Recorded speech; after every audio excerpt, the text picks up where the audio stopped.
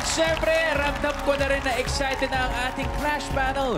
Judges, from here on out, alam natin na mas pahirap pa ng pahirap ang mga hamong haharapin ng ating mga clashers.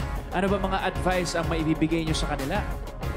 Sige, ako muna. Para sa mga bagong clashers muna ang aking advice. Ang advice ko, dati ay talagang i-bring nyo na ang sarili nyo sa level na kailangan natin kasi nga meron ng experience ang mga clashbackers. Kaya lang din, naisip ko, alam nyo ang hindi nila alam sa inyo dahil hindi nila kayo kilala.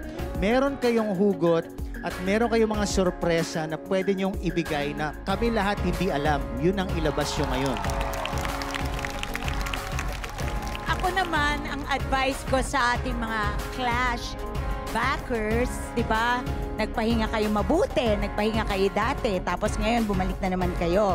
So panahon na nandun kayo dati sa dati, na nagpahinga kayo, ay nag-grow at nag-reconnect kayo sa inyong mga bosses.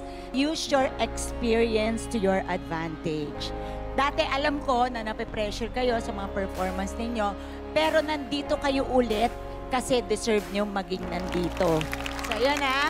Ako naman, dahil yun yung sinabi niyong dalawa, ang masasabi ko naman I guess this is the best time for both of you to learn from one another. Whether you are a clash backer or new clasher, there is always something good that you can pick up from each other.